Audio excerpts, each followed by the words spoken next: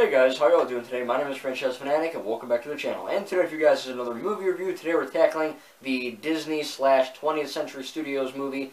They changed it now from 20th Century Fox to 20th Century Studios, which is kind of cool. The Call of the Wild, starring the CGI dog named Buck, aka Terry Notary, and Indiana Jones. No wait, No, not Han Solo.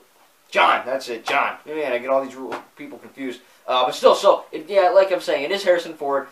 In this role, of course, he was Han Solo, he was Indiana Jones, he was in Ender's Game, and he was in Cowboys and Aliens and Blade Runner 2049 and all that stuff. And of course, he's most, famous for Han Solo and Indiana Jones. Indiana Jones 5 is apparently filming next month, so very soon in March.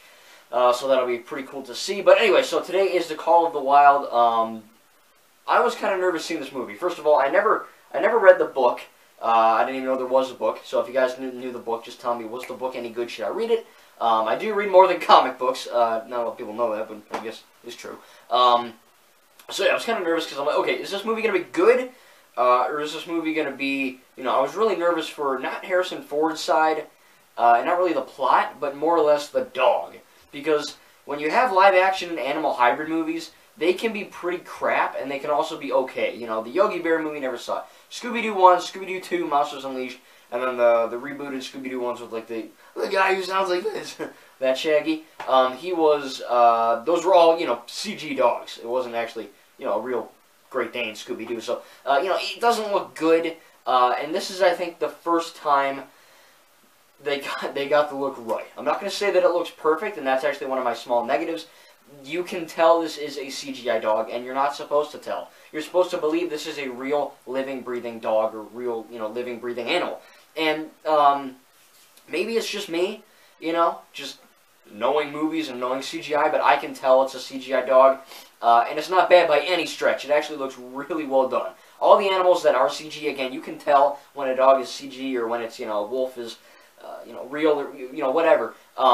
And it's not bad, it just looks a little bit off.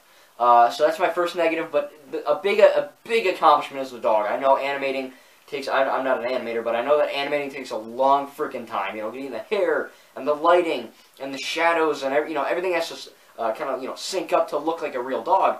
And it does, but it's not perfect. I think we're almost there, like we were like this, and now we're more like, like that, or like this. We're this close away to looking perfection. It was like that. And now we're, starting to kind of boil it down to just kind of a little clump of, whatever. But it doesn't look bad, but it doesn't look perfect, but it's very, very close to being perfect. Now, Terry Notary, who is a contortionist, I guess, and he's a, a guy that can move like a yoga person to the max. And then, of course, you have, like, he was a stunt double, and if you watch The Lord of the Rings and The Hobbit, he was really big on The Hobbit for the orcs and the Uruk-hai and all that.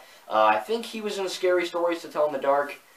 I might be wrong on that, but he's basically like that stunt guy that does, crap. Like Andy Serkis gets all these balls put on him, and kind of like motion capture like that. So he did the motion capture work for Buck, which is kind of strange, because when you think about Harrison Ford, he's probably just stroking the neck of a dude, or, petting a dude on the head. It's kind of weird when you think about it, but, it comes off really well. The interaction between Harrison Ford's character, John, I almost said Han Solo, John to, Buck the dog, is very much, a real-looking thing. It isn't like, when you hug someone, and it looks really fake. You know what I'm saying? So I'm trying to say that the CGI is really well made, and they did a really good job. It's not perfect, but they did a pretty good job.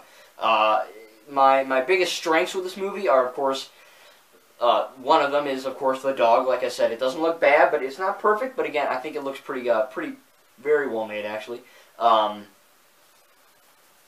Well, let's see. When it comes to, I'm trying to think. When it comes to the plot, okay, let's get to the plot. Essentially, without spoiling it, if you didn't read the book or anything like that, you have Harrison Ford's character John, who is essentially going on this call, this quest adventure to do something because of something that happened in his past, and he wants to do that. And this dog Buck kind of runs into him, and he's like, hey, I'll go on the adventure with you.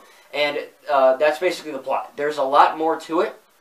In fact, Buck, the dog, teams up with a bunch of other animals and a bunch of other people before he meets John, which is kind of a negative, but I'll get to that in a minute. So that's really the plot.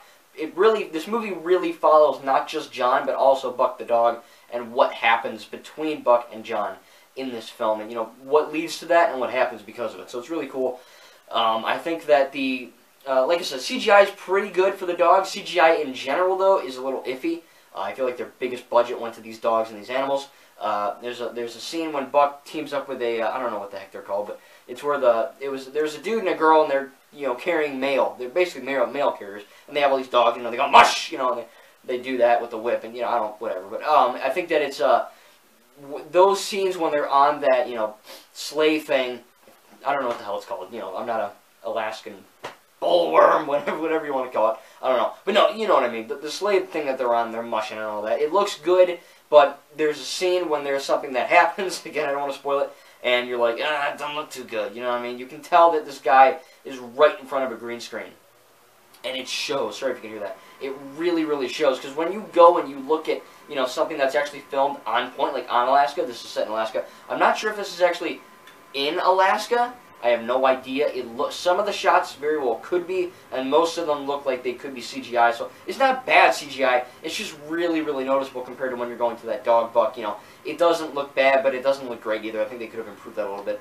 But the characters are great. The motivations behind all the characters are great. The bad guy, he's not like he's not Garmadon. He's not Kylo Ren. He's nothing like that. He's not Thanos. He's just a guy who's a guy in your life that's just an asshole that's like always going to be like that, a kid in school or an adult or, a guy at work, there's one a-hole in everyone's life. That guy, the bad guy in this movie, I'm not telling you who it is or what he does or why he's evil, but he doesn't have the best motivation, but I'm not counting that as a negative because it's still a motivation. It's not great, but whatever. It does work within the plot, but he's an a-hole. He's that guy that you just want to punch in the face and tell him to just get the fudge out. You know what I mean? He's one of those guys. He's not like Thanos, where he's kind of a cool bad guy. This guy's just a dick. You know what I mean? You just want to kick him in the head or in the nuts and be like, "Here, you little baby." You know what I mean? Just kind of shoo him on its way. But again, it's not the best thing in the world, but it's passable for the villain, so it is what it is.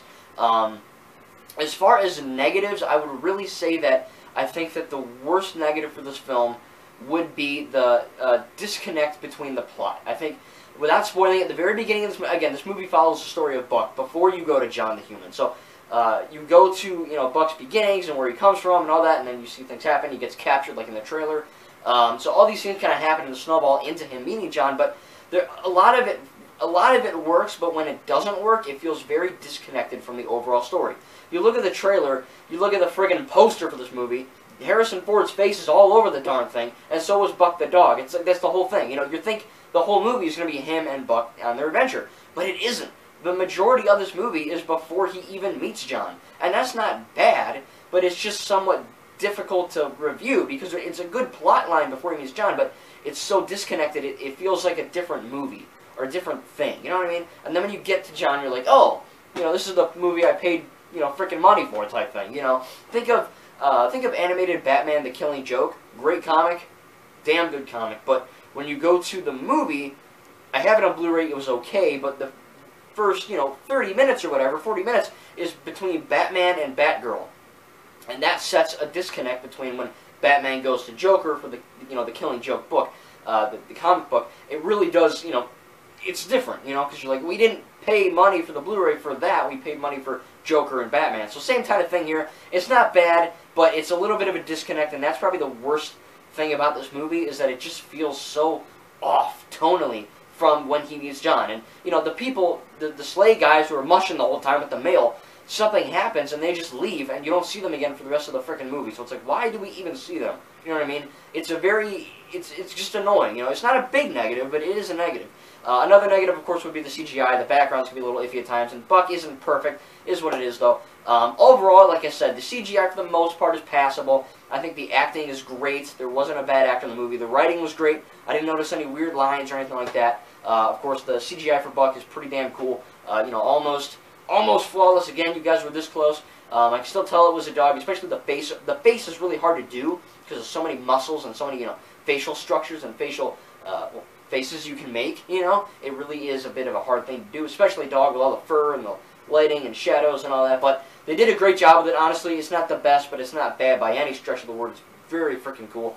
And there is a spoiler. There is well, I'm not going to tell you it, but there is something that happens where I was like, again, I didn't read the book. So I see that, I'm like, holy crap, that effing happened? You know what I mean? This movie has a big WTF moment, you know, what the fudge moment, and it definitely is. I didn't see it coming. Again, if you have read the book and you know what happens in the end, do not spoil it in the comments for people that actually want to see the movie. You know, it's not doing too good with critics, is what it is. You know, I don't care about critics. They can go suck a fart. For me, it's what I say goes. You know, and I honestly had a blast with this movie. I will be picking it up on Blu-ray, unboxing for you guys, getting the code, all that good stuff whenever it comes out this year in 2020. Again, negatives would be the story is a bit disconnected at times. CGI is not bad, but it's not great.